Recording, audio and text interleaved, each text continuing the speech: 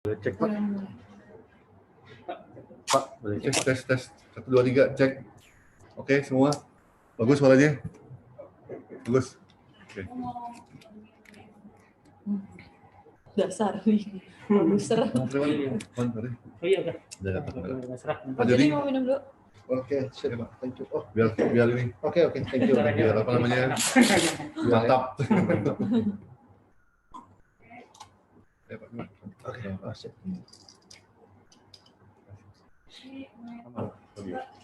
Ini mau mulai video ya? Oke. Jangan sore ya.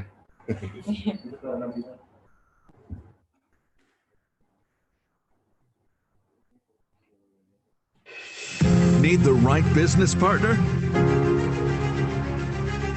Why not Jababeka Industrial Estate? The biggest industrial estate in Southeast Asia, with the perfect location and complete facilities. Jababeka Industrial Estate has it all. Various products for your needs, with different sizes and functionalities. Or build on our Phase 8 for a bigger factory. Supported by Bekasi Power and Chikarung Drive Port. Water treatment plant and wastewater treatment plant. President University for your future workers and research center. If you get bored, play on our golf course and enjoy the city. Next to you are our 1,700 tenants from 30 countries, such as Unilever, Samsung, Mattel, Nissan, L'Oreal, Tupperware, and many more. With 700,000 workers and more than 10,000 expats, they are already here, growing their business. How about you? Why should you wait? Let's do business and grow together.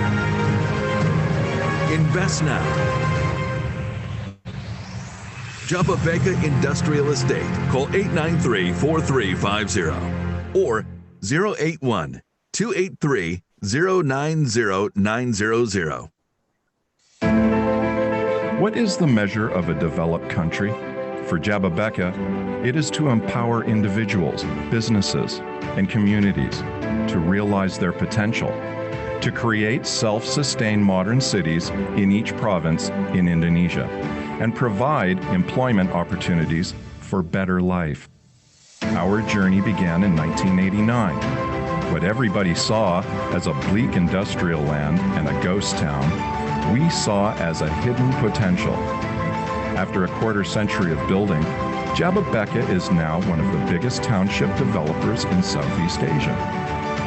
We have achieved numerous awards and milestones, and so enable thousands of businesses to thrive and raise the standards of living. Jababeka has 3 pillars of business: land and property development, infrastructure and services, as well as leisure and hospitality. Each area is developed with its own unique master plan to maximize the potential of every land to become a fully functioning city. Kota Jababeka Cikarang, as the first, largest, and most successful township in Indonesia, has the competitive advantage of comprehensive expertise in industrial, residential, commercial, and mixed-use development.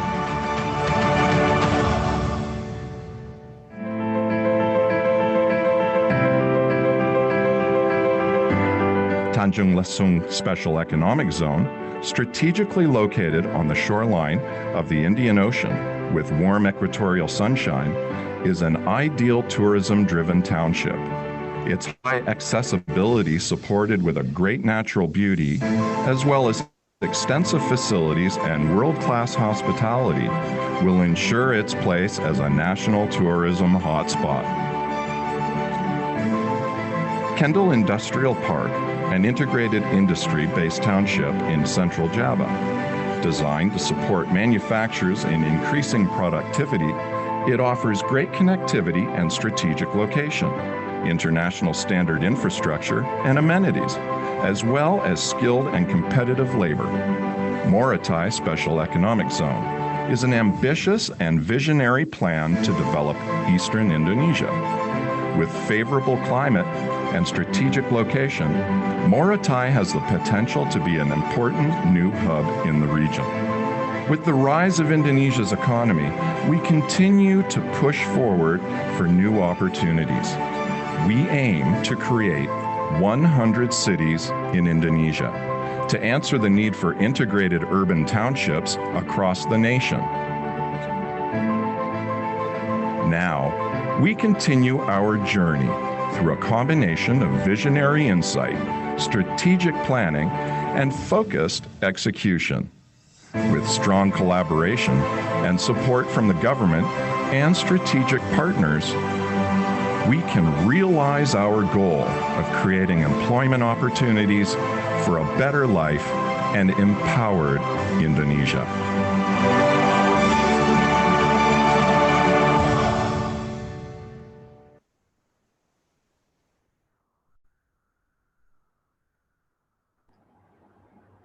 Baik, selamat pagi para audiens, selamat berjumpa kembali di program acara Jababeka Industrial Talk. Program acara ini akan membahas seputar dunia industri terkini bersama saya Nabila Putri, moderator online talk show pada hari ini.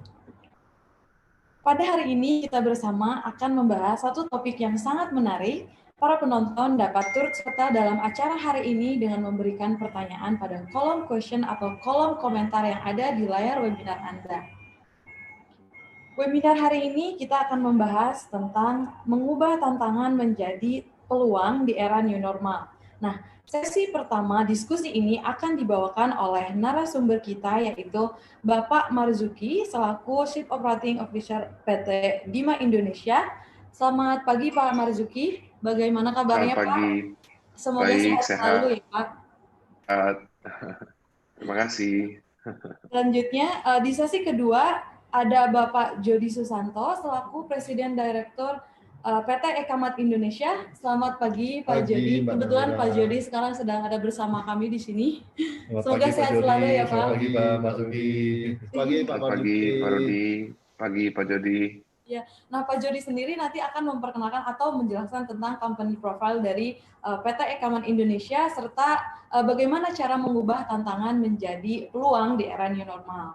Nah, tentunya kita juga sekarang berada dengan Bapak Rudi Subrata selaku General Manager of Jababeka Industrial Sales and Marketing.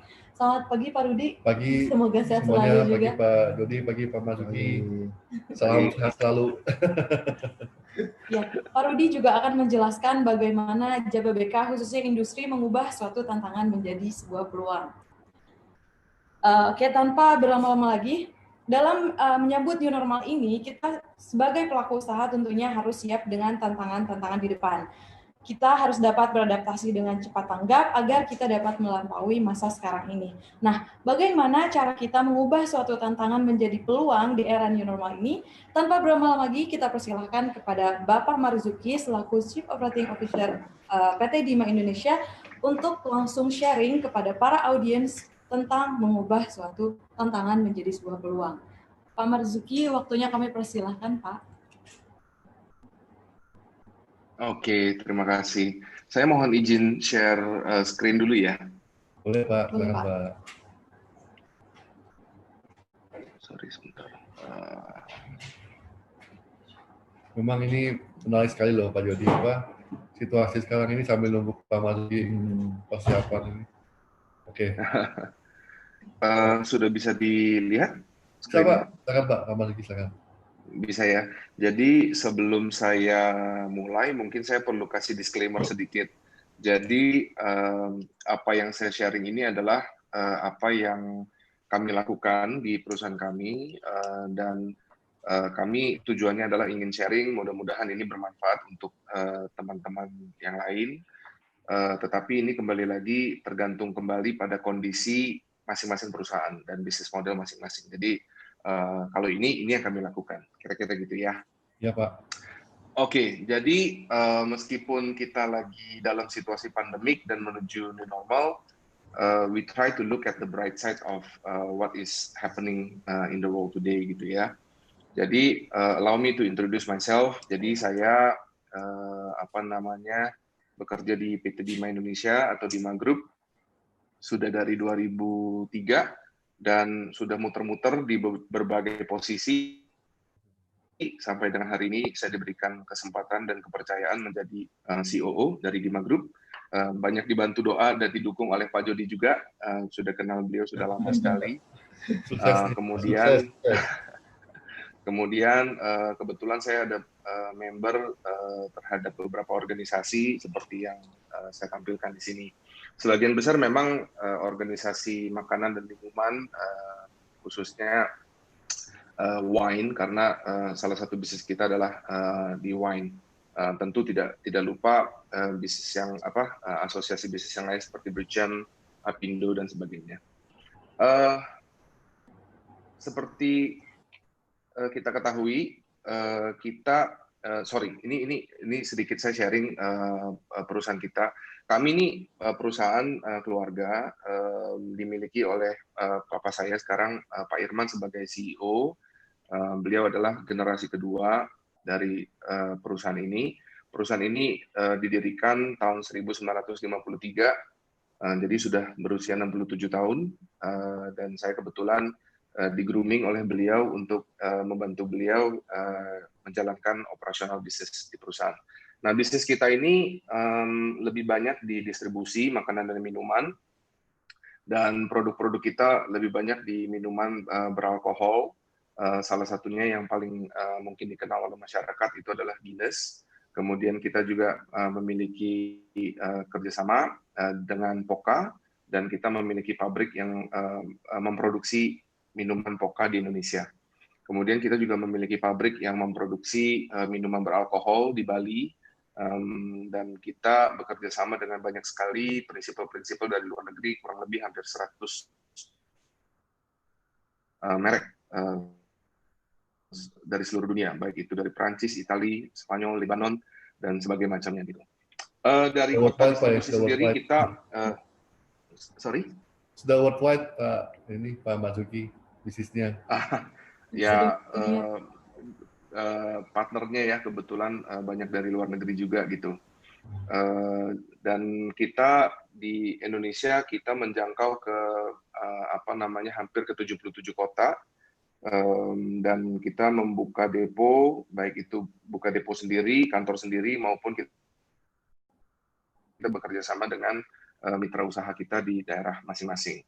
Dan bisnis scope-nya kita, yang kita fokus itu adalah di distribution, manufacturing, kemudian investment, import-export, dan retail dan food ingredients. Nah, ini yang di pojok kanan bawah, ini adalah visi misi dan values dari perusahaan kami gitu. Ini nanti akan saya bahas lebih lanjut.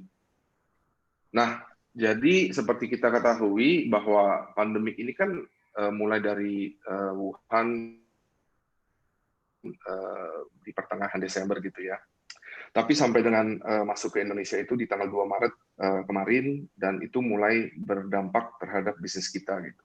Nah, ketika ini mulai masuk ke Indonesia, jauh hari sebelum masuk ke Indonesia, kita sebetulnya sudah memperingati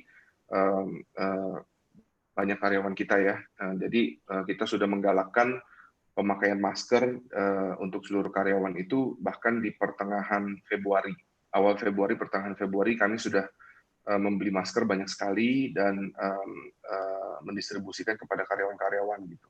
Kemudian kita juga sudah melakukan temperature check, hand sanitizer, dan sebagainya.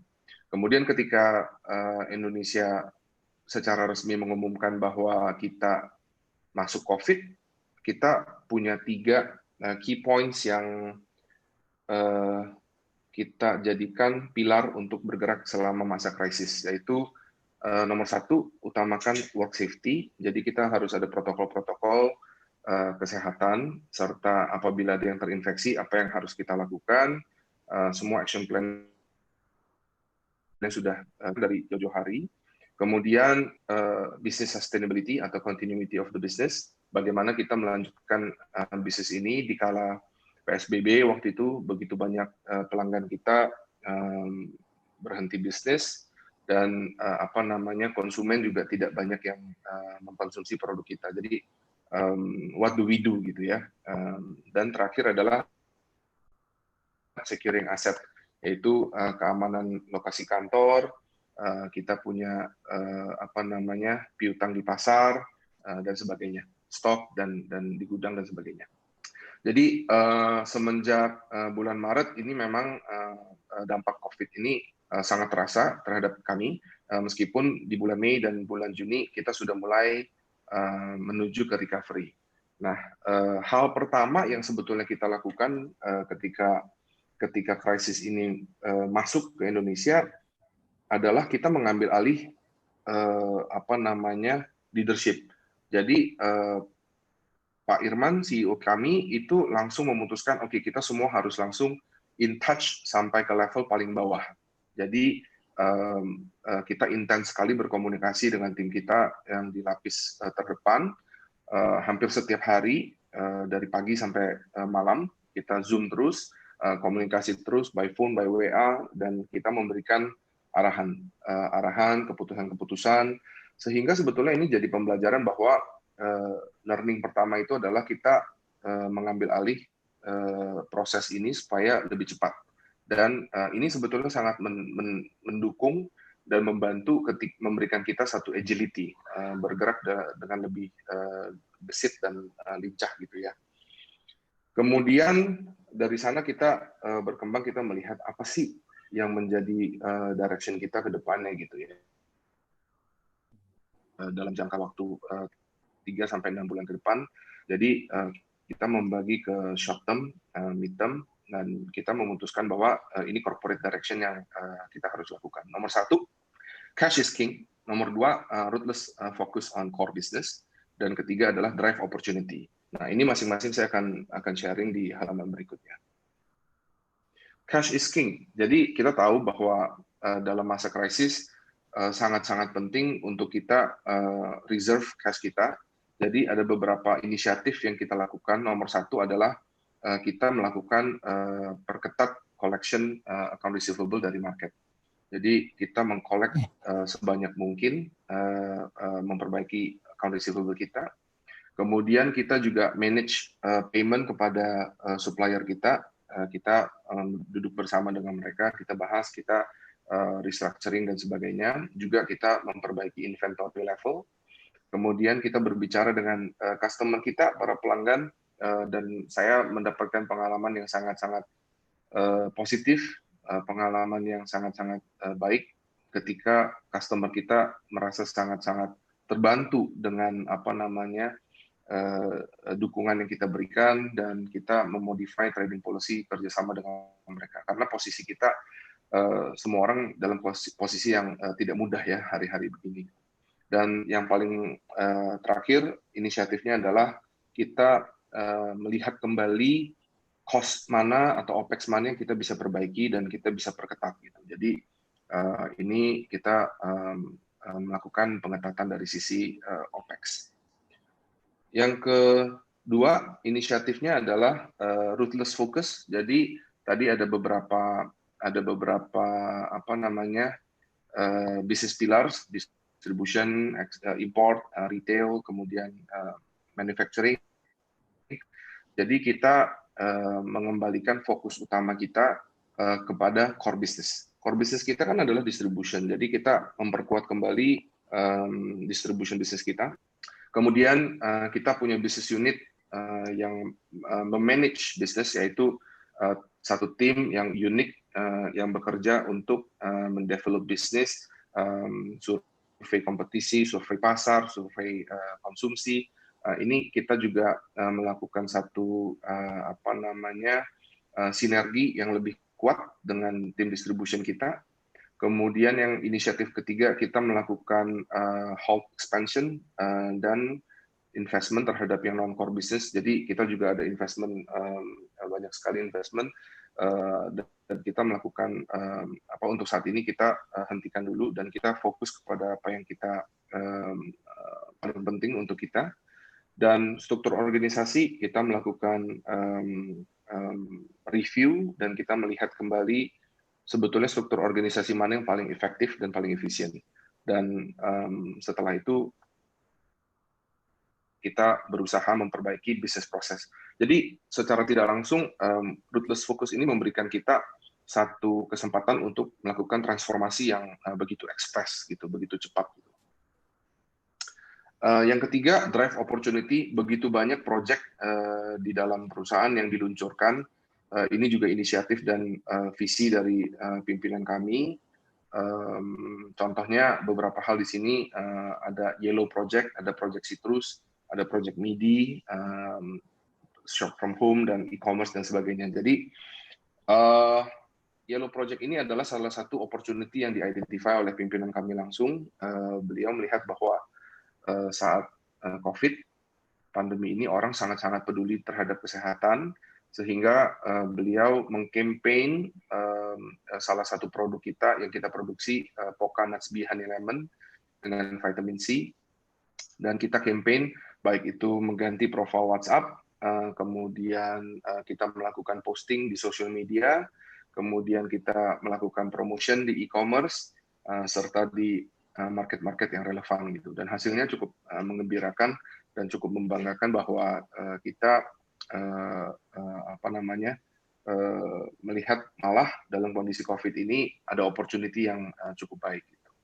Kemudian Project Citrus adalah kelanjutan dari Project Yellow tadi. Beliau melihat bahwa sebetulnya opportunity produk ini jauh lebih besar lagi, sehingga kita mengembangkan berbagai inisiatif terhadap produk tersebut, dan kita melakukan beberapa inisiatif, contoh launch, pricing structure, dan sebagainya. Kemudian mitra distribusi, ini adalah membangkitkan entrepreneurial para karyawan. Jadi kami memang ada merumahkan beberapa karyawan, dan kita melihat dalam posisi seperti ini, kita tidak tinggal diam. Pimpinan kami memimpin perusahaan dengan hati yang baik. Jadi beliau juga care sekali terhadap seluruh karyawan, dan untuk karyawan yang dirumahkan diberikan kesempatan untuk menjadi mitra distribusi produk-produk kita dengan harga khusus, dengan terms khusus, dan sebagainya. Kemudian melayani konsumen, kita juga melakukan shop from home, jadi konsumen bisa order produk kita melalui WhatsApp, melalui sosial media kita, hotline kita, dan salah satu yang kita galakkan, bahkan sebetulnya jauh sebelum COVID, kita sudah melaksanakan distribusi di e-commerce gitu. Dan e-commerce kita salah satu yang cukup positif trennya. Nah, ini saya punya sedikit conclusion, the bright side, meskipun kita tahu pandemi ini membawa krisis dan opportunity yang kita lihat masih ada jangka waktu yang perlu diperlukan untuk mencapai ke sana. Tapi sebetulnya pembelajaran yang paling berharga ada beberapa hal yang saya pikir saya coba tuangkan di sini. Jadi selama pandemik ini sebetulnya kita diberikan rem tangan, kita diberikan handbrake, kita diberikan kesempatan untuk melihat lebih dalam terhadap operasional bisnis kita. Ini sebetulnya memberikan kita satu kesempatan untuk memperbaiki segala hal yang biasanya sebelumnya nih kita selalu tutup satu mata, atau kita ya udah deh lewat aja deh. Karena sebelum COVID ini kan semuanya terpressure dan drive-nya adalah untuk expand grow more, dan kita kejar terus gitu ya. Tapi pada saat-saat seperti ini saatnya kita untuk melihat kembali apa sih yang kita bisa perbaiki. Tujuannya simple sebetulnya, supaya kita bangkit lebih kuat setelah pandemi ini berakhir, to emerge stronger and to reinvent ourselves. Dan we can see the best and the worst side of everyone. Jadi kita bisa melihat karakter serta attitude dan behavior dari orang-orang yang kita ada gitu ya. Jadi kita bisa melihat ada orang yang panik, ada orang yang begitu traumatik, ada orang yang begitu stres. Jadi kita bisa melihat warna asli dari setiap orang gitu. Kemudian pembelajaran ketiga adalah proses serta cara kita mengambil keputusan sangat-sangat speed up, karena biasanya dalam satu korporasi, apalagi begitu banyak fungsional dan ini cukup panjang line of approval, tapi dalam situasi seperti ini kita memaksa diri untuk speed up gitu. Dan yang terakhir yang menurut saya penting adalah krisis ini kan impact terhadap semua manusia nih. Jadi kita harus mengambil langkah atau melakukan approach dengan penuh empati. Karena tanpa empati, saya pikir tidak ada solusi untuk apapun gitu. Jadi saya melihat empati ini memang sangat-sangat penting gitu. Ya, kira-kira ini yang pembelajaran yang saya dapat dari selama COVID ini. Kemudian halaman terakhir yang saya pikir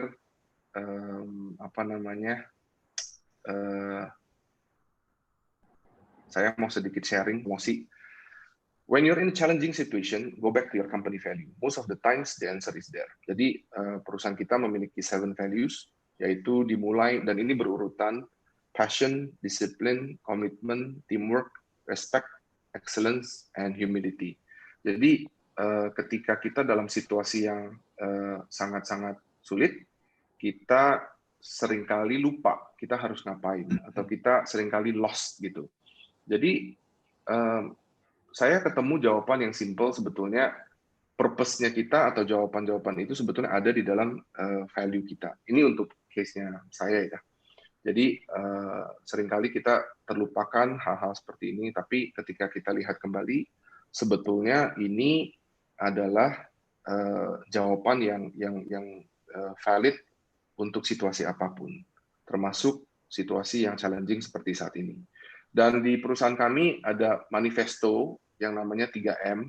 Ini diluncurkan sejak tahun 2003-2004. Jadi 3M ini artinya mulai dari diri sendiri, mulai dari hal yang kecil, dan mulai dari sekarang. Jadi segala hal itu harus dilakukan ya mulai dari diri sendiri, mulai dari hal yang kecil, jangan terlalu expect terlalu besar, expect terlalu jauh, mulai dari kecil-kecil aja dulu, dan mulai dari sekarang, jangan ditunda-tunda. Jadi ini adalah manifesto dari grupnya kami gitu. Kira-kira sharingnya saya hari ini seperti itu. Jadi semoga bermanfaat, semoga teman-teman semua yang mendengarkan bisa mendapat 1 atau 2 hal yang berguna gitu. Terima kasih. Baik, terima kasih Pak Marzuki. Pak Rudi, Pak Jody ada komentarnya? Iya, Pak, ini luar biasa sekali Pak Marzuki, Pak Jody. Yang itu yang saya lines tuh ya masalah empati. Barusan tadi pagi kita bicara sama Pak Jody. Jadi memang sekarang Pak kita tidak harus bicara quote unquote jualan tuh ya. Kita sekarang fokus ke empati Pak. Saya setuju sekali dengan Pak Marzuki. Jadi apapun yang kita lakukan sekarang ini kita nggak bisa sendirian. Kita harus berkolaborasi, kita harus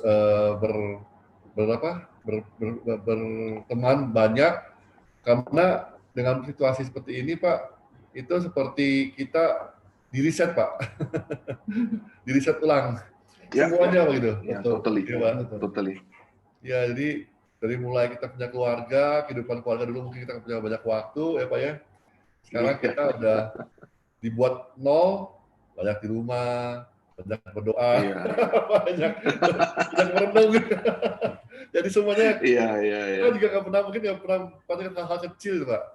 Di rumah, di keluarga, di kerjaan. Tapi dengan 3 bulan kemarin itu kita bisa detail loh, Pak. Jadi ini sedikit dari saya, Pak. Mungkin nanti kita bahas lagi. Thank you, Pak Jody bisa kasih pencerahan nih, Pak. Baik. Oke, sebelumnya terima kasih Pak Marzuki. Pemirsa semua, tadi kita sudah mendengar penjelasan dari Pak Marzuki mengenai bagaimana PT Dima melalui tantangan-tantangan pada saat new normal, kemudian apa saja opportunity yang didapat pada saat itu. Terima kasih sekali lagi Pak Marzuki. Untuk selanjutnya ada Bapak Jody Susanto selaku Presiden Director of PT E-Kamar Indonesia yang akan menjelaskan juga tentang company profile-nya dan bagaimana cara mengubah tantangan menjadi peluang. Silakan Silakan Pak Rudi. Ya, terima kasih Waktunya. Pak Rudi, Mbak Nabila Ya. ya atas kesempatan ini. Pak. Ya, izin sedikit untuk menjelaskan aktivitas Ya, Pak. rekaman Indonesia ya. Oke, jadi rekaman ini sebenarnya bergerak di bisnis. Kita ada 2 divisi, satunya di B2B, jadi kita adalah supporting industri untuk manufacturer di Indonesia. Ya, kalau customer kita juga banyak Pak ya di Jababeka ini sentralnya juga. Jadi dari otomotif, metalworking, woodworking ya, industri-industri. Jadi kebanyakan customer kita ini juga untuk ekspor. Produk utama kita saat ini adalah di coated abrasive, kalau bahasa simpelnya itu amplas. Tapi ini amplas kita ada 2, ada amplas untuk industri, tapi juga ada juga amplas yang untuk kebutuhan renovasi toko-toko ya, bangunan. Tapi saya mungkin lebih fokus sedikit kita bicara tentang amplas untuk industri karena dengan Jababeka Pak ya. Oke. Amplas atau abrasif itu ada amplas, ada batu gulindan dan sebagainya, itu sebenarnya dalam dunia kita itu kita sebut sebagai giginya industri.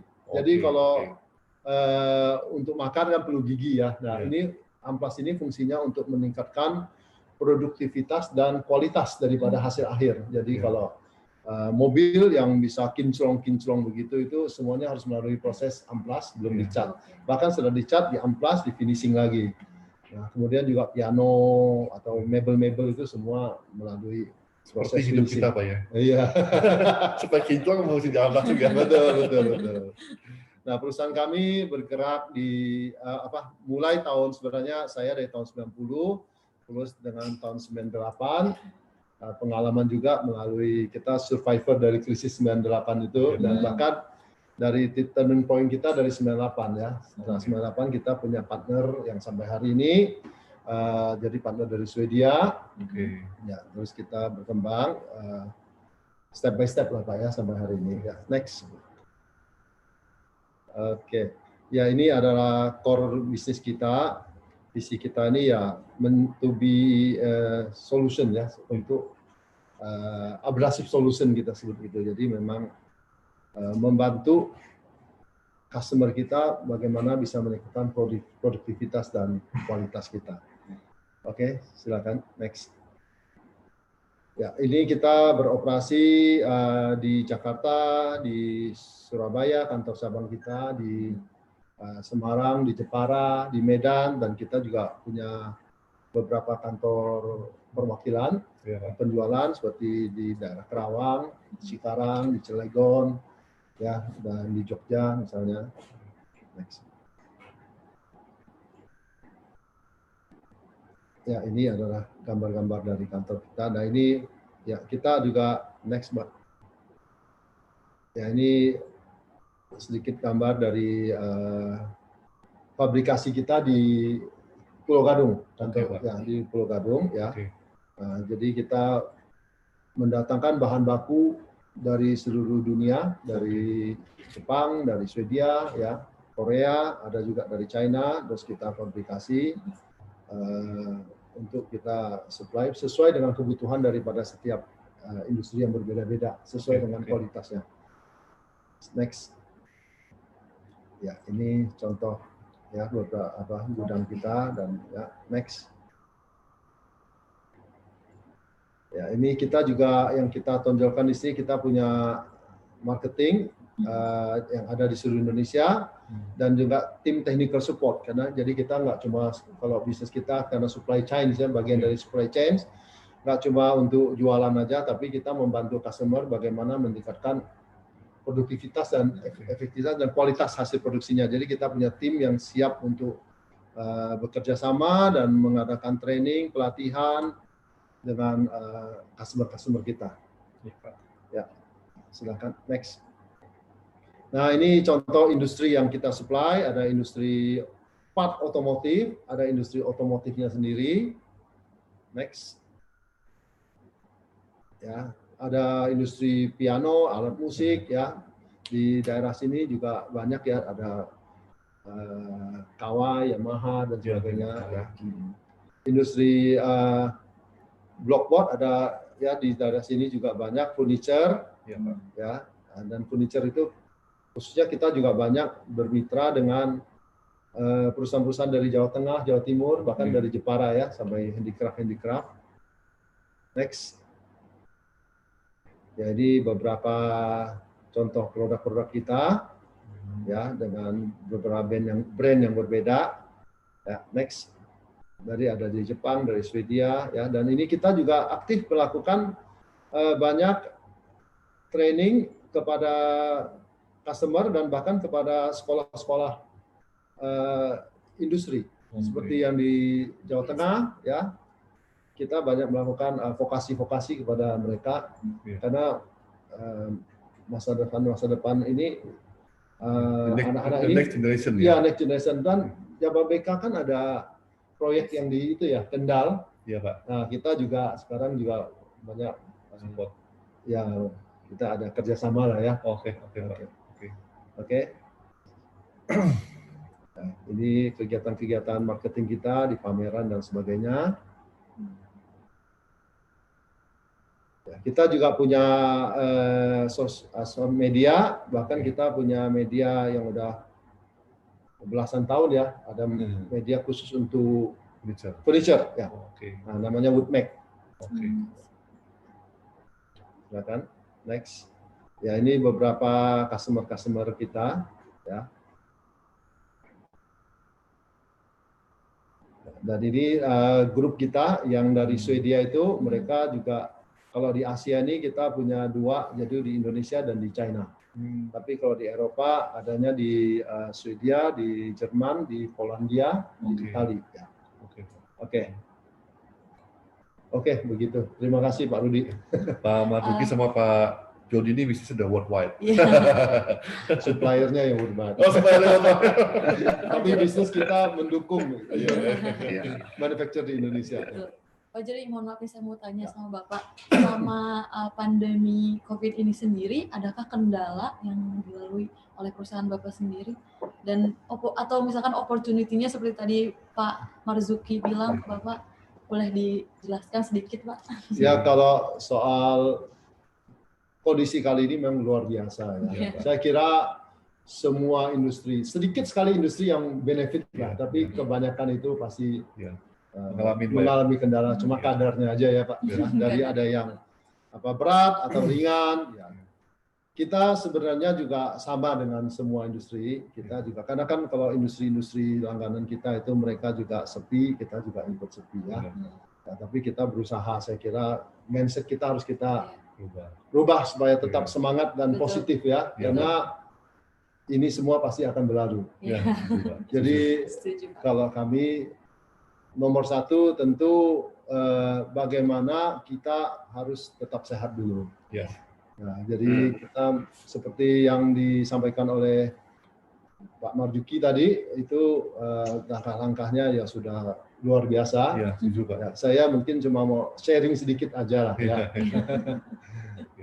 Jadi kita di tempat kita juga kita tetapkan yang penting protokol kesehatan dulu ya. Betul. Bagaimana kita dalam beberapa bulan atau periode ini jangan sampai ada yang kena masalah, karena itu pasti efeknya akan lebih berat untuk kita semua. Kalau kita usahakan tetap pakai protokol yang disiplin untuk tetap sehat ya. Betul. Ya, kemudian saya mau sharing sedikit apa yang kita lakukan dalam bulan Maret, April, mungkin April Mei ya. April Mei itu karena memang kondisi kita itu juga harus ikut PSBB, kemudian customer kita juga slow down, ya. Tapi ada juga pada saat itu yang malah ramai karena ingin cepat-cepat beresin ordernya, nutup ordernya. Jadi ya memang agak perlu arrangement. Tapi kita intinya kita bagi juga shift dan sebagainya, sebagian besar work from home. Dan pada saat work from home itu kita punya pemikiran, wah ini nggak boleh ikut terlena ini. Kita jangan ikut menikmati krisis ya. Saya dengan memanfaatkan digital ini, Pak, ya. Jadi kita pakai Zoom, sering tiap hari kita melakukan Zoom dengan Teams. Kita ajak mereka para karyawan kita bahwa kita kondisinya sebenarnya sudah lebih beruntung daripada bisnis-bisnis yang mengalami dampak yang lebih serius ya. Minimal kita masih kerja dan masih bisa bergerak. Bagaimana caranya kita supaya tetap bisa survive dulu. Karena dengan survive dan menjadi fit, kita akan comeback menjadi yang pertama pada saat kita udah bisa maju nanti, udah bergerak nanti ya. Jadi saya ajak karyawan tiap hari juga untuk kita motivasi, kita datangkan kita cari materi-materi. Jadi pada saat work from home itu seminggu 3 kali, Pak, kita adakan pelatihan-pelatihan internal ya, dari kita untuk kita aja, dari sharing dari bawah, dari manajemen ya dan sebagainya, untuk saling sharing, saling memberi motivasi. Kita cari materi-materi simple aja dari Google. Kita belajar lagi tentang apa itu lean management, apa itu 5S-nya Jepang. Kita belajar lagi bagaimana komunikasi, bahkan kita pemahaman pelatihan untuk produk-produk knowledge daripada tim kita. Nah, message-nya yang kita sampaikan kepada mereka adalah saat ini bukan saatnya kita untuk ngejar penjualan, karena tapi tentu kita harus lebih konsolidasi, memperbaiki tagihan dan sebagainya. Tapi kita juga bagaimana caranya kita untuk melakukan efisiensi dan penghematan. Apa yang bisa kita lakukan? Nah, dari semua jajaran, dari manajer sampai kepada pabrik, karena karyawan pabrik juga sebagian besar kan ada yang digilir, yang pada saat yang digilir nggak kerja, kita ajak mereka untuk pelatihan malahan. Hasilnya juga di luar daripada perkiraan saya, itu motivasi mereka itu luar biasa. Karena jarang-jarang dengan adanya teknologi Zoom ini ya, atau kita bisa komunikasi terus dengan tim di seluruh Indonesia, jarang-jarang bahwa dari manajemen bisa langsung berkomunikasi sampai ke bahkan ke bagian gudang, ke bagian pabrik ya kan. Nah ini karena kebetulan semua lagi nggak ada kerjaan, kita bisa malah semakin intens. Semakin intens. Orang Pak itu ada ini dulu ketemu menterinya susah Pak. Sekarang nggak perlu nunggu 2 bulan gitu ya. Bisa langsung kita ketemu menteri. Nah, ya itu loh. Ini ya Pak Masuki ya. Semua ada hikmahnya ya. Ada hikmahnya. Express. Ya, nah setelah luar biasa. Mungkin 2 minggu terus menerus kita berkomunikasi seperti itu, impact-nya luar biasa. Kalau dulu saya bilang, saya kalau ke bawah, ke pabrik atau ke gudang, saya tanya apa yang bisa kita lakukan. Pasti bilang, wah kita sibuk. Wah ini sudah bagus. Ini kita nggak.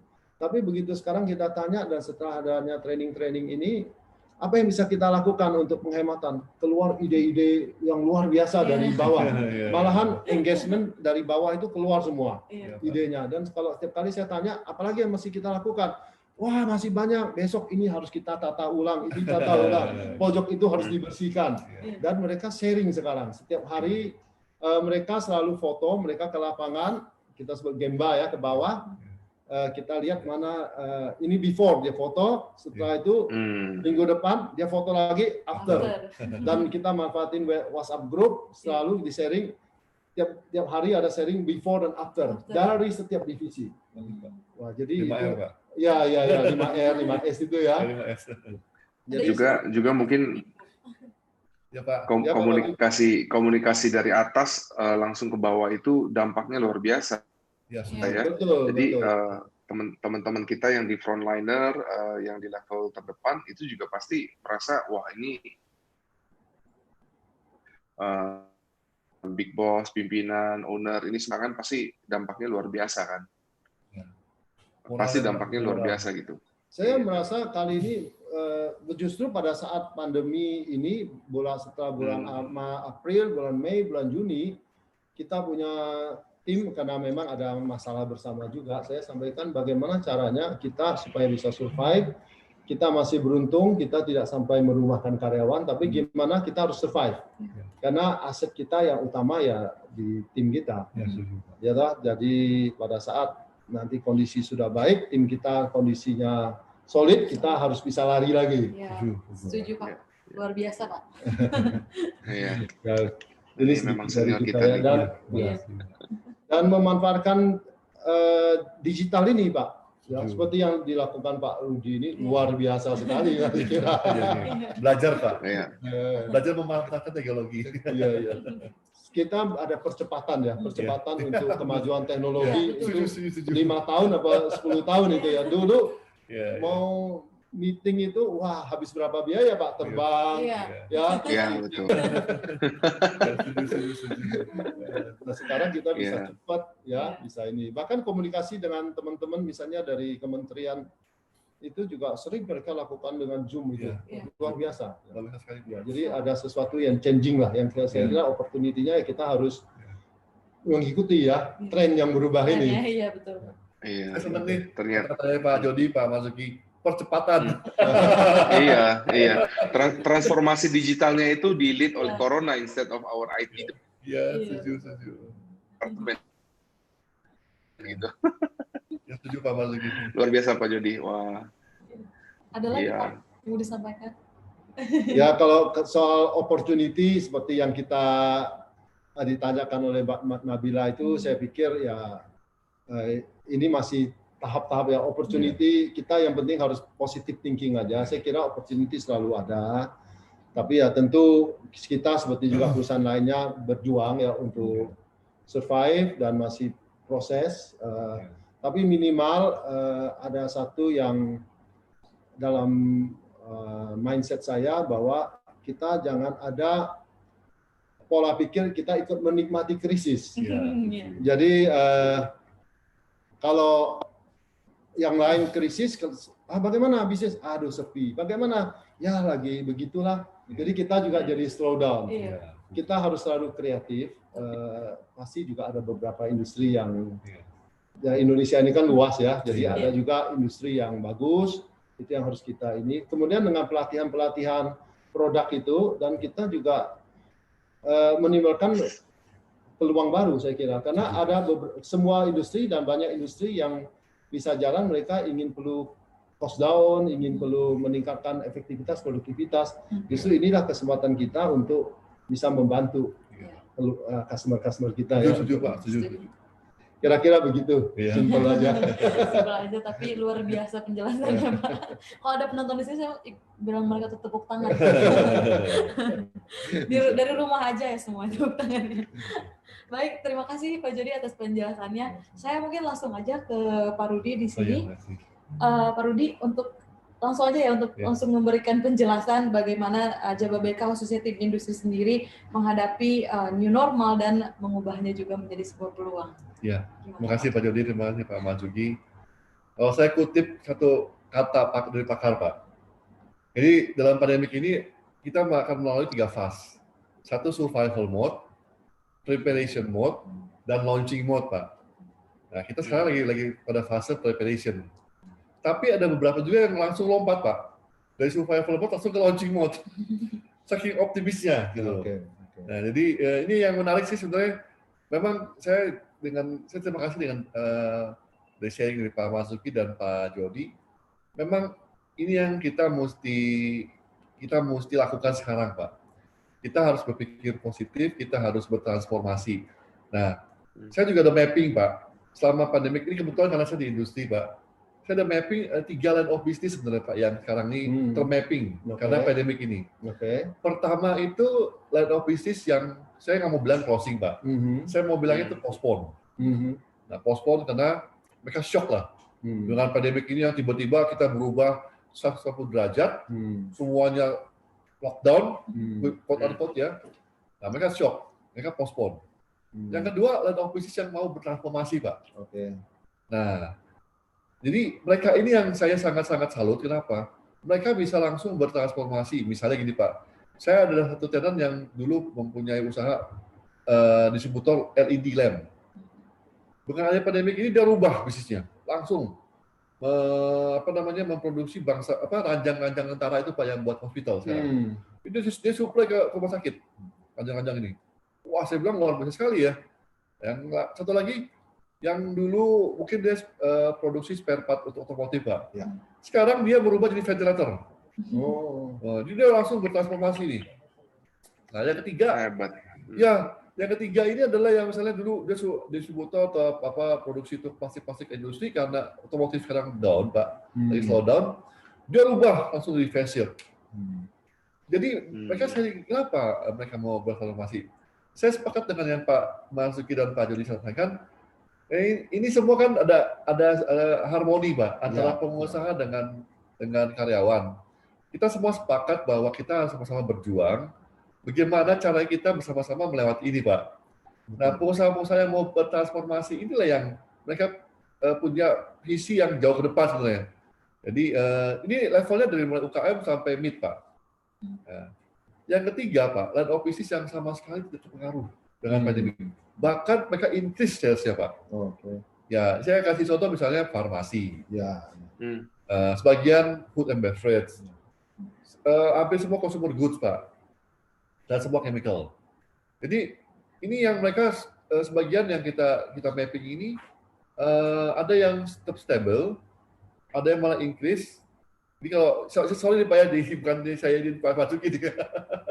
Tapi memang ini sharing Pak. Jadi yang saya mapping itu food and beverage juga sebagian juga ada yang naik yang Iya, of course. Betul. Ada juga yang stabil Pak ya. Ya. Gitu. Jadi ini yang terjadi sekarang ini. Jadi waktu saya diskusi-diskusi, saya bicara begini, ternyata itu yang jadi masalah mapping ya, sejauh di sini. Ya.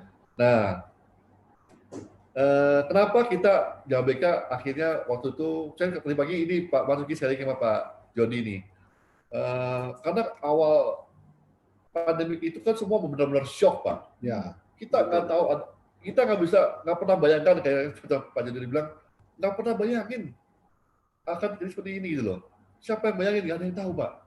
Tiba-tiba langsung berubah total. Rem mendadak. Dadak, itu semua. Nah, kami di JBK juga ngalamin persis sama seperti Bapak-Bapak semua juga. Kita ada beberapa hal yang efisiensi juga kita lakukan. Termasuk di Pak saya. Jadi karena saya juga mengalami pressure, saya berpikir, apa yang kita bisa lakukan di masa pandemi ini, Pak? Setuju dengan Pak Marzuki dan Pak Jody. Kita nggak bisa diam aja. Betul. Kita nggak bisa menikmati krisis ini. Saya punya ide Pak di akhirnya. Kita bikin online talk show. Karena kita udah nggak bisa ada event, kita udah nggak bisa akan pameran. Kita melakukan yang namanya online talk show. Nah, di online talk show ini kami itu mempunyai visi untuk meraih empati Pak, bahwa hai customer kami, hai teman JBK, you are not alone gitu loh. Jadi kita bergandengan tangan bersama-sama, kita bisa sharing dalam bentuk yang berbeda nih. Dulu kita bisa fisik, sekarang kita pakai Zoom. Betul sekali Pak. Ya Pak, ya, betul tapi sekali. message-nya sama gitu Pak. Betul. Kita bisa sharing, kita bisa, ya kalau anak muda sekarang bilang curhat ya Pak. Gitu, curcol. Jadi ini yang kami lakukan sampai saat ini, Pak. Jadi Pak Marzuki, saya juga mengundang teman-teman dari luar gimana untuk menambah wawasan Pak, bahwa kita di dunia industri ini sekaranglah saatnya kita saling sharing Pak, ya kan? Ya betul. Dan tadi saya juga sharing sama Pak Jody, jadi dengan adanya pandemi ini semua bisnis itu dikocok ulang Pak. Kayak kita Surya main Remi itu dikocok-kocok ulang. Keluarnya yang baru nih, dan bisnis 1, 2, 3. Yang dulu primadona, sekarang mungkin drop. Memang ini luar biasa sekali Pak, pandemi ini. Luar biasa sekali, benar saya setuju Pak, luar biasa sekali. Semuanya itu petanya semua berubah, gitu loh. Tidak seperti yang pernah kita bayangkan sebelumnya, bahkan kita mimpi pun tidak ada sebelumnya. Nah ini, kan secara global Pak. Secara global itu semua berubah total. Ya kan, jadi orang-orang yang mau berubah, yang mau buat transformasi, inilah ya akan memenangkan pertempuran ini, Pak. Iya. Kan, Pak? Saya rasa kita semua sepakat, ini kan musuhnya nggak kelihatan, Pak. Iya. Musuhnya itu kelihatan. Kalau musuhnya kelihatan, ini musuhnya kelihatan. kita nggak bisa diam aja kan Pak ya. Iya. Tadi pagi saya cerita sama Pak Jody, Pak, kita seperti sekarang naik kapal di tengah laut yang banyak ombak, yang topannya dahsyat Pak. Kan cuma 2 pilihan saya bilang. Satu, kita diam aja tapi kita mati, atau kita terjang badainya. Dengan 2 pilihan juga Pak, mati atau lihat matahari. Nah, kalau kita yang optimis semua pasti akan terjang badai Pak. Oh, pasti saya lihat matahari gitu, optimisnya. Ini yang kita lakukan sekarang gitu Pak, ini sharing sedikit nih. Jadi JABK tuh sekarang pada posisi seperti sekarang ini Pak. Kita akan terus melakukan online talk show ini, dan mungkin ini akan jadi tren Pak.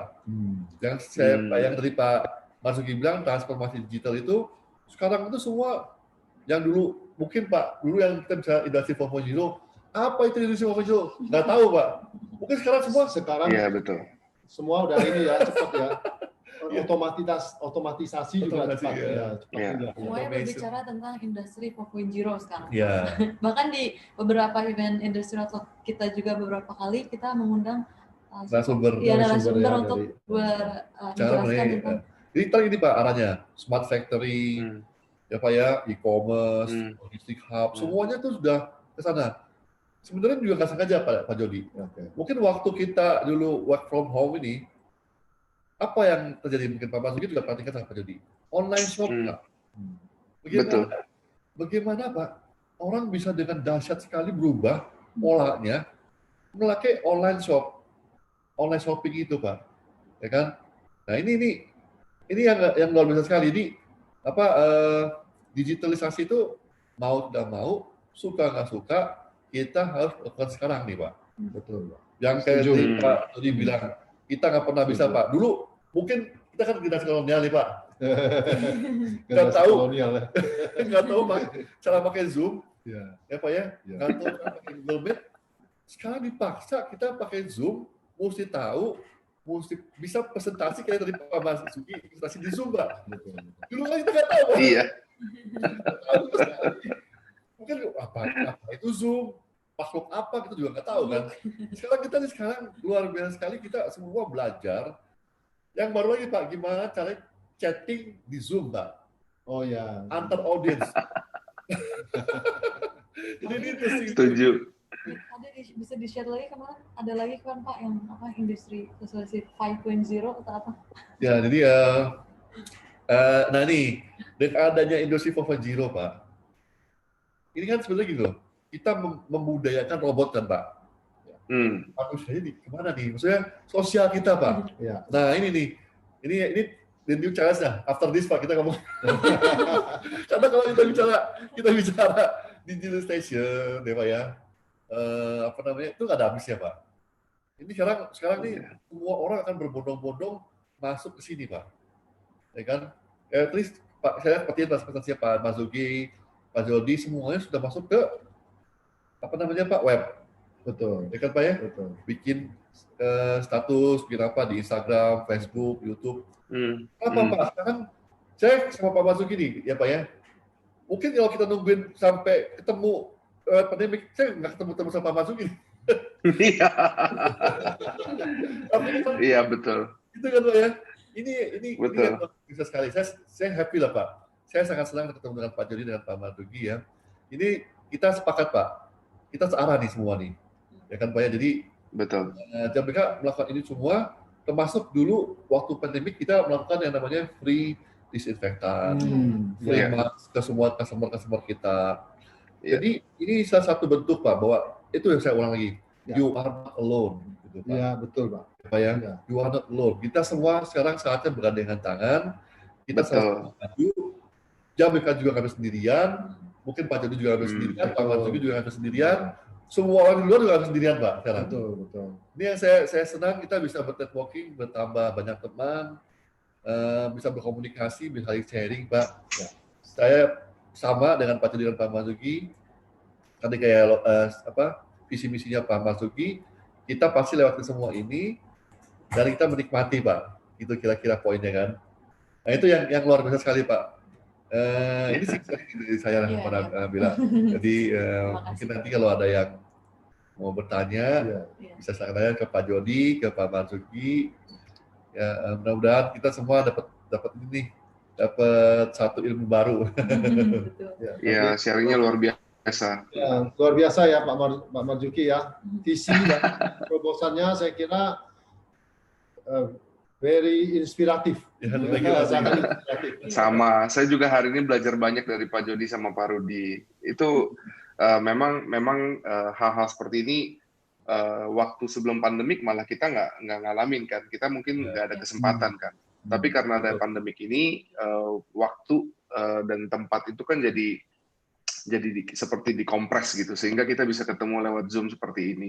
Dan sharing ilmu seperti ini menurut saya pun belajar sangat banyak gitu dari bapak-bapak di sini gitu. Ya, Pak. Memang ini ya dipaksa Pak kita Pak. Dipaksa oleh satu keadaan, dan saya yakin Pak, pasti bapak-bapak semua juga sepakat ke saya, pasti ada new opportunity. Pasti ada Pak, karena semua pun kita ngalamin bagaimana susahnya satu situasi. Mungkin bapak-bapak sudah dapat kata-kata yang ini Pak, adaptasi Pak. Betul. Jadi manusia itu memang betul. Secara naruli, secara alamiah itu sudah sudah dipersiapkan Pak, betul, untuk bisa beradaptasi gitu loh Pak. Ya kan, mungkin Bapak pernah dengar kalau orang kepepet itu bisa dipaksa lompat tembok 2 meter juga lompat. Iya, betul. Tembok udah bisa lewat ya. Betul. Ini kan ilustrasinya gitu kira-kira Pak. Tapi dengan banyak ya silakan Pak Jody. Sebenarnya begini, bahwa pandemi seperti ini kan bukan pertama kali terjadi. Jadi abad lalu ya, bukan di generasi kita juga pernah, dan setelah itu mereka melewatinya ya. Jadi saya kira yang penting kita jaga kesehatan, survive, dan come back stronger ya. Amin Pak. Dari Pak Marzuki ada tambahan, tapi sebelumnya saya mau ingetin dulu ya Pak Marzuki sebentar, karena nanti juga saya akan minta bapak-bapak untuk memberikan motivasi kepada para audiens. Tapi sebentar ya Pak, saya mau ingetin dulu nih kepada para audiens di rumah untuk dapat memberikan pertanyaan pada kolom komentar atau di kolom pertanyaan yang ada di device, ada semua. Nah, nanti akan saya bacakan pada sesi tanya jawab. Oke, selanjutnya nih untuk menutup sesi diskusi kita hari ini, kita berikan kesempatan kepada Pak Marzuki dan Pak Jody untuk memberikan kata penyemangat atau motivasi kepada penonton agar tetap semangat dalam menghadapi new normal ini. Silakan Pak Marzuki dulu, Pak. Oh ya, terima kasih. Saya dikasih kesempatan duluan terus daripada senior saya nih Pak Jody nih. Pak Jody udah baru selesai. Milenial terus, kolonial belakangan. Kalau dari saya mungkin saya melihatnya kita memang mesti pintar-pintar beradaptasi, karena tanpa adaptasi kita pasti akan punah ya. Jadi kita mesti melihat sebetulnya kita mesti menyesuaikan diri dari sisi apa, kemudian kita mesti mengambil opportunity yang akan muncul nanti untuk emerge stronger, untuk muncul lebih bangkit, lebih kuat, lebih dahsyat gitu. Saya sih percaya manusia itu punya kapabilitas untuk adaptasi yang luar biasa. Seperti tadi Pak Jody bilang, nggak mungkin ini kita punah kan karena pandemi ini kan. So I think we're going to get through this well. Ya, kira-kira gitu. Oke, Pak Jody mungkin dari Bapak. Wah, ini apa ya? Tapi karena kita semua menghadapi situasi yang sama, kalau saya ingin mengajak bahwa pertama tentu kita harus berhati-hati menjaga kesehatan, protokol kesehatan, dan kita harus pakai ya masker dan proteksi yang semaksimal mungkin dan berusaha untuk social distance. Tapi life must go on. Jangan terlalu khawatir, jangan terlalu takut juga. Mulailah kita untuk beraktivitas, jangan kita ikutan panik. Kerja dengan hati-hati menjaga ini, itu akan mulai memutar. Kita akan comeback lebih cepat, memutar roda ekonomi, karena kan kita tidak sendiri, semua orang mengalami masalah yang sama. Tapi tetap optimis ya, tetap optimis. Mulai kita keluarkan ide-ide kreativitas kita agar pemulihan kita lebih cepat dan ekonomi cepat berkembang dan tidak terpengaruh terlalu parah ya. Ya, Mungkin juga. saya pemikiran saya begitu. Iya. Ya. Baik, terima kasih. Pak Rudi ada yang ditambahkan? Ya, gini Pak, kan mungkin Bapak-Bapak baca juga ada artikel yang kita punya analisa dari kita punya Menteri Keuangan bahwa ini revisi ekonomi Indonesia. Saya cuma berpikir gini Bapak-Bapak, bahwa apapun yang terjadi Pak, itu pasti ada peluang, ya kan Pak ya. Kalau kita sebenarnya bersepakat bersama semua nih dunia usaha, dunia industri, untuk tetap kita survive dan berjuang untuk mencapai, untuk melewati semua ini, kita yakin Pak, kita bisa lewati, kita bisa nikmati nanti bersama-sama. Tapi kalau kita udah pesimis, wah repot jadinya, gitu loh. Jadi kita mesti punya pemikiran yang positif dulu supaya kita bisa melewati semua ini. Saya punya ini Pak, bisa saya closing ini Pak, bergaulah dengan orang-orang positif. Maka kita kan selalu positif Pak. Luar biasa Pak. Gitu. Kalau kita bergaul dengan orang negatif, pasti kita negatif. Dengan Pak ya. Jadi kita sekarang saya senang sekali saya bergaul berteman dengan Pak Jody dan Pak Mantuki yang positif Pak. Ya kan? Kenapa? Saya yakin Pak, one day kita akan ketemu lagi dalam suatu situasi yang berbeda dan kita pasti akan menikmati semua ini gitu Pak. Betul Pak. Gitu. Itu saya gitu Nabila. Saya ada tambahan sedikit nih Pak. Boleh Ya. Pak, silakan. Untuk Pak Rudi, saya ketemu beberapa teman dari properti, saya tanya, gimana bro yang punya hotel? Kondisi, wah, time to invest bro. Itu positif ya Pak ya? Iya. Oke, thank you Pak. Oke. Luar biasa. Luar biasa ya. Terima kasih Bapak-Bapak semua. Menarik sekali ya pembahasan kita pada hari ini, begitu inspiratif. Namun nampaknya waktu pun yang membatasi online talk show kita pada hari ini. Sebelum saya menutup online talk show hari ini, saya akan memberikan pertanyaan, kesempatan bagi audiens yang berada di sini untuk memberikan pertanyaan. Pertanyaan dapat melalui kolom question atau kolom komentar yang ada di layar webinar Anda. Sebenarnya kita udah punya 2 pertanyaan di sini, saya akan bacakan. Sebentar, Pak. Tapi nanti kalau misalnya audiens ada yang belum sempat dijawab Pak ya, Pak Jody, Pak Mansuki, mungkin nanti bisa dikasih alamat emailnya, bisa langsung bertanya, mungkin ada yang, jadi mungkin kita kan sangat terbatas Pak, nanti bisa langsung direct, biar puas jawabnya sama saya. Oke. Sekarang ada pertanyaan dari Bapak Budianto kepada Pak Marzuki nih Pak, dan Pak Jody juga. Mau nanya nih, bagaimana di perusahaan Bapak dalam menjaga karyawan dalam new normal, khususnya yang masuk bekerja? Saya baca lagi ya Pak. Bagaimana di perusahaan Bapak dalam menjaga karyawan dalam new normal, khususnya yang mereka masuk kerja gitu Pak? Ya. Saya jawab dulu ya. Boleh ya Pak. Jadi kita sangat concern kepada kesehatan karyawan. Apalagi di tempat kami banyak yang bekerja udah lama ya, dan ada beberapa yang sudah usianya agak senior.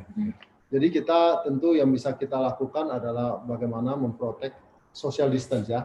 Jadi saya membagi 2 grup yang bekerja di rumah, yang grup yang banyak berhubungan dengan luar, ya, supaya jangan ke kantor. Jadi kita bekerja terus intens setiap pagi jam 8.30 sudah harus siap dengan uniform, kita meeting pakai Zoom, sorenya juga kita meeting, sehingga yang betul-betul tidak keluar di kantor seperti admin, keuangan dan sebagainya, mereka tetap di kantor.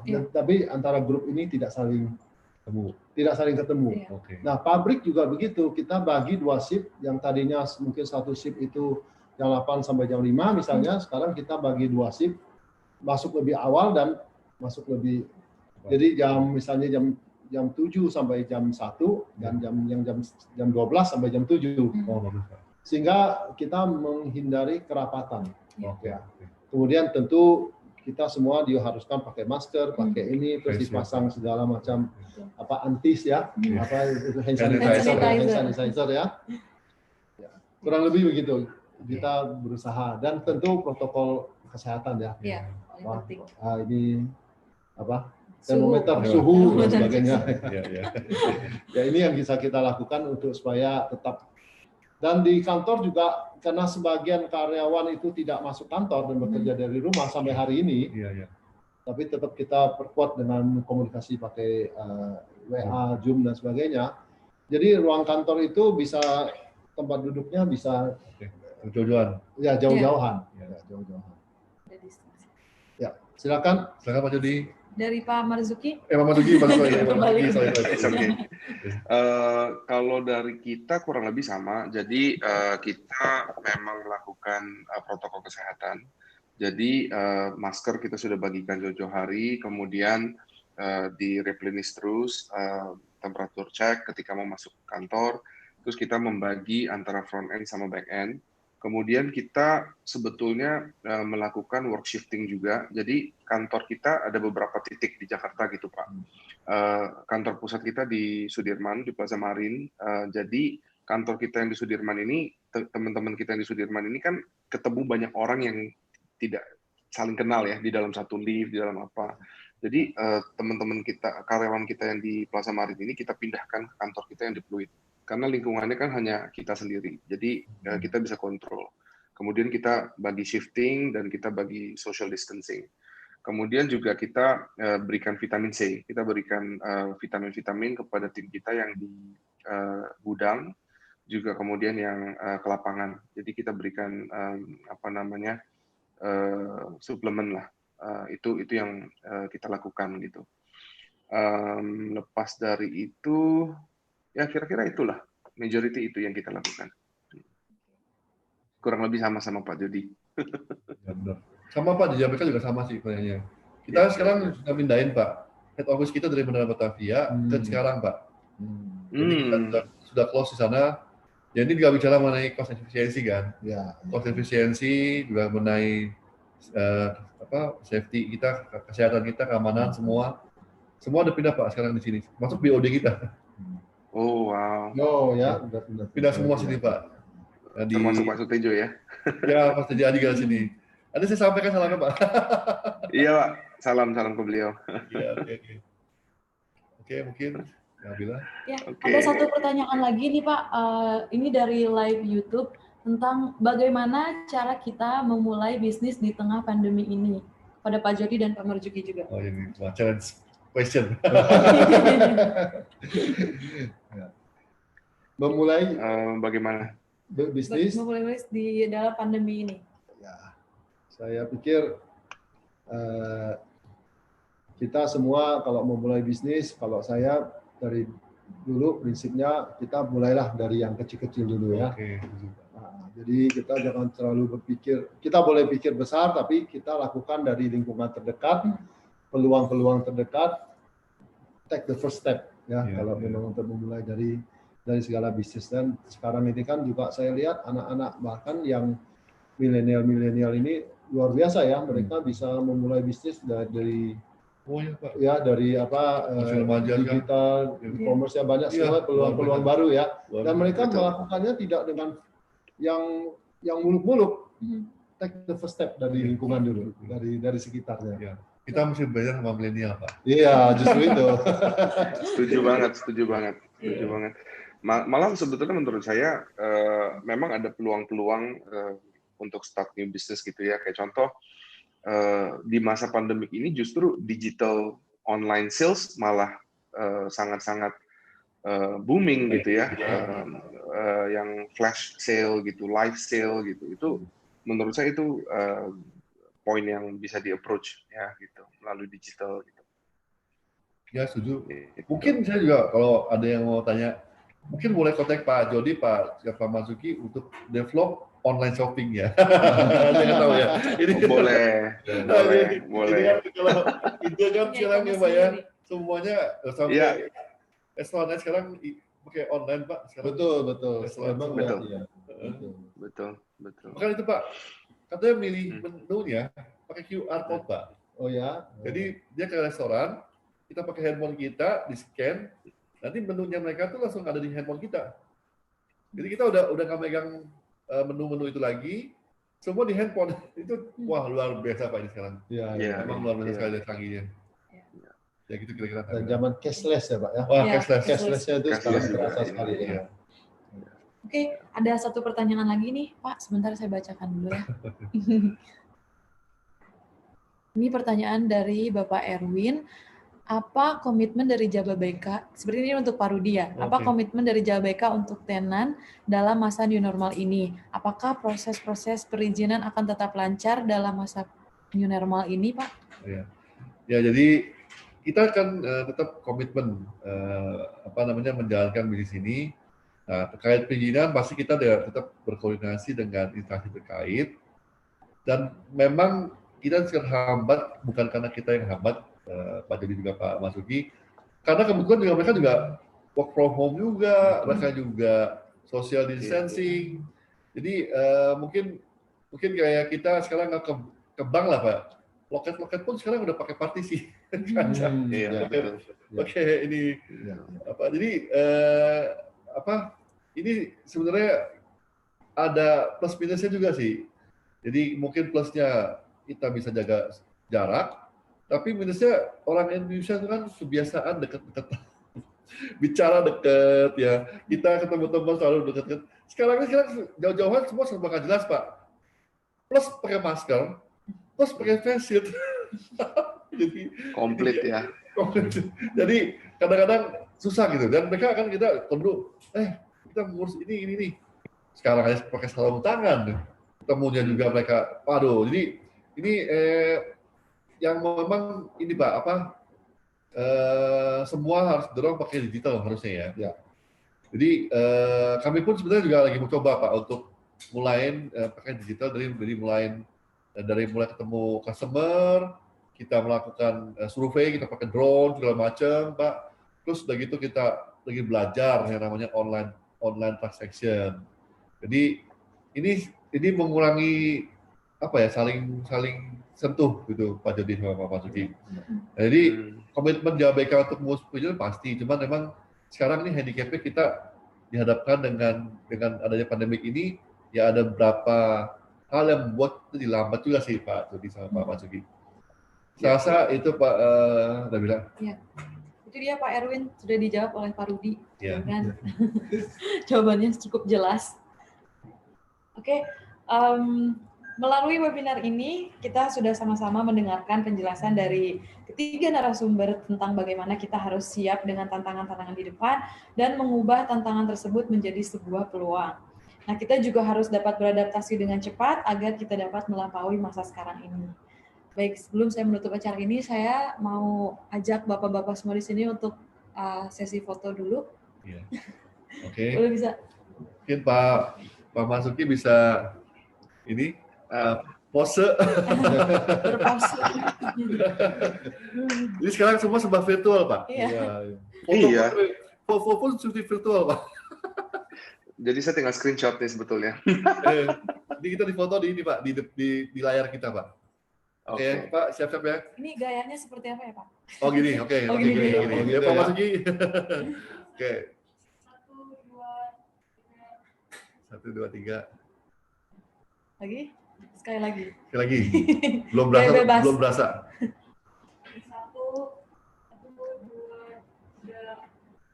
3. Oke.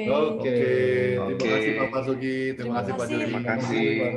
Saya tutup dulu nih Pak. Terima kasih ya Pak Marzuki, Pak Jody. Akhir kata, pemirsa semua saya ucapkan terima kasih pada narasumber kita juga hari ini, Pak Jody, Pak Marzuki, Pak Rudi. Saya mohon maaf apabila ada kekurangan pada saat saya memandu acara pada hari ini. Sampai jumpa di program acara Jababeka Industrial Talk berikutnya. Saya Nabila, pamit undur diri. Terima kasih. Terima kasih Pak Masuki. Terima kasih Pak Rudi, Pak Jody. Need the right business partner? Why not Jababeka Industrial Estate? The biggest industrial estate in Southeast Asia. With a perfect location and complete facilities, Jababeka Industrial Estate has it all. Various products for your needs, with different sizes and functionalities. Or build at our Phase 8 for a bigger factory. Supported by Bekasi Power and Chikarung Dry Port. Water treatment plant and wastewater treatment plant.